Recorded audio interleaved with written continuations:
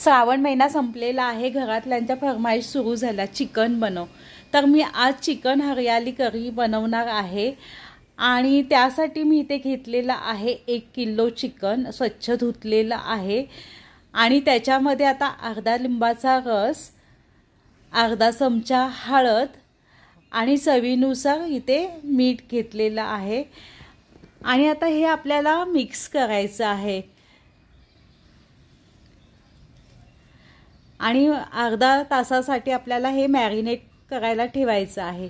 आता इथे मी 2 कांदे घेतलेले आहेत, 10-12 कढीपत्त्याची पानं, 5 मिरच्या घेतलेल्या आहेत, 10-12 लसूण घेतलेले आहेत आणि इथे 1 कप मी कोथिंबीर आणि अर्धा कप पुदिना घेतलेला आहे. इथे 1 तेजपत्ता, छोटी दालचिनी, 5 लवंग घेतलेले आहेत, 10 काजू घेतलेले आहेत आणि 10 मिरी घेतलेल्या आहेत. आता इथे आपल्याला ग्रीन पेस्ट बनवायची आहे. तर कोथिंबीर, पुदिना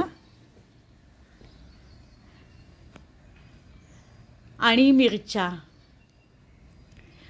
आणि लसूण, काजू आणि मिरी ह्याचं आपल्याला वाटण करून घ्यायचं आहे. थोडंसं पाणी टाकायचं आहे.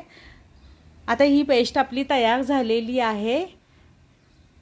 आता एका पॅनमध्ये मी इथे 3 चमचे तेल घेतलेलं आहे, 5 लवंग आहेत, तेजपत्ता आहे, दालचिनी आहे आणि इथे कांदा मी घेतलेला. कांदा आपल्याला तेलामध्ये मस्तपैकी फ्राय करायचा आहे.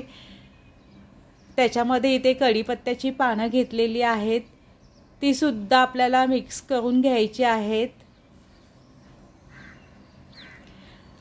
इथे अर्धा चमचा मी आलं लसूण पेस्ट घेतलेली आहे, ती सुद्धा इथे मिक्स केलेलं आहे. कांदा लालसर झालेला आहे. आता याच्यामध्ये आपल्याला ते मॅरिनेट केलेलं चिकन टाकलेलं आहे आणि ते सुद्धा इथे मी मिक्स करून घेतलेलं आहे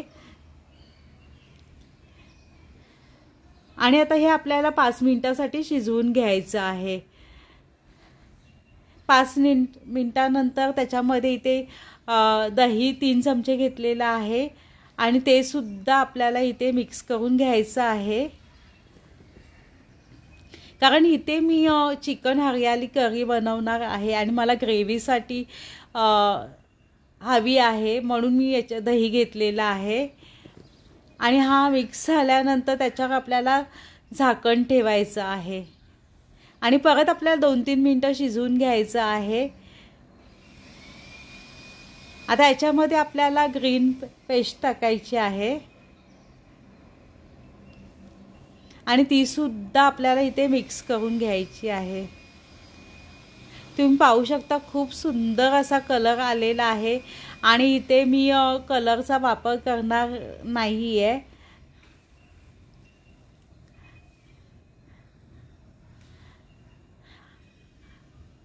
आता इथे झाकण ठेवून आपल्याला 30 मिनिटे शिजवून घ्यायचं आहे. 30 मिनिटानंतर तुम्ही पाहू शकता चिकन शिजलेलं आहे. त्याच्यामध्ये मी अर्धा चमचा गरम मसाला घातलेला आहे आणि मिक्स केलेला आहे आणि त्याच्यावर गार्निशसाठी कोथिंबीर टाकलेली आहे.